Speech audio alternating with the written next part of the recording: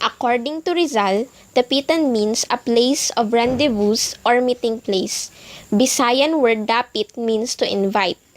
According to an old document, the town of Dapitan was founded by 800 Boholano families led by their datu named Lagubayan. Steamer Cebu, which brought Rizal to Dapitan, carried a letter from Father Superior Pastels informing Father Obac that Rizal could live at the priest convent on the following conditions.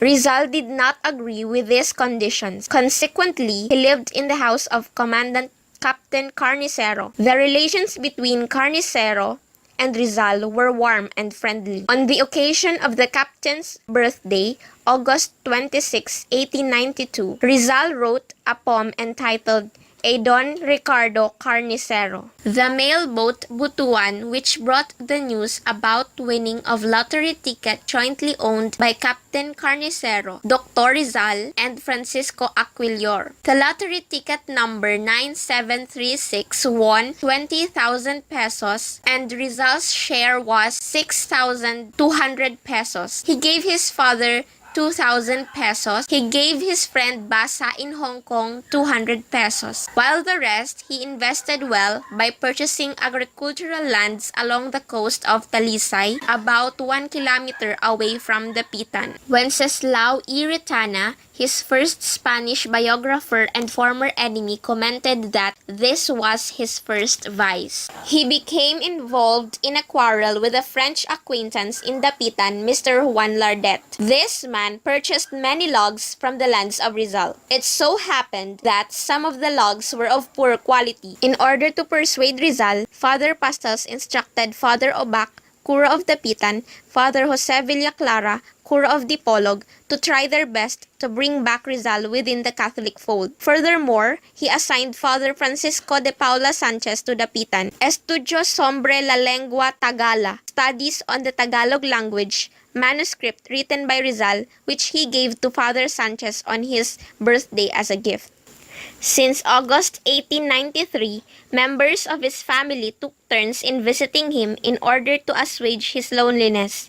Rizal built his house by the seashore of Talisay, surrounded by trees. He had another house for his school and hospital for his patients.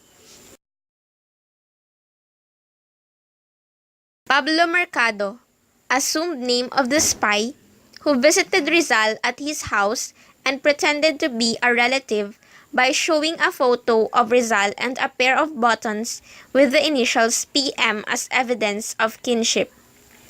The spy offered to be Rizal's courier of letters for the Patriots in Manila. Rizal became suspicious and wanted to throw the spy outside, but considering his values and late hour of the night, he offered the spy to spend the night at his house. The next day, he sent the spy away. The spy stayed in Dapitan and spread talks among the people that he was a relative to Rizal. Rizal went to the Comandancia and reported the impostor to Captain Juan Sitges. Sitges ordered Pablo Mercado's arrest and told Anastasia Adriatico to investigate him immediately. Florencio Namanan, single, about 30 years old, who was hired by the Recollect friars to spy on Rizal's activities. The secret mission of Pablo Mercado was not an assassination attempt, but espionage plot concocted by the friars.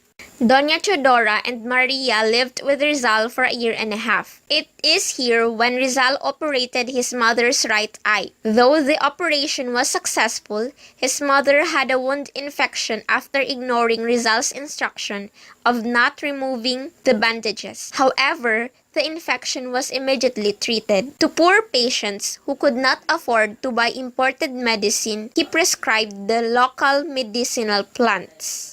As a perito agrimensor or expert surveyor, Rizal applied his engineering knowledge by constructing a system of waterworks to furnish clean water to the townspeople.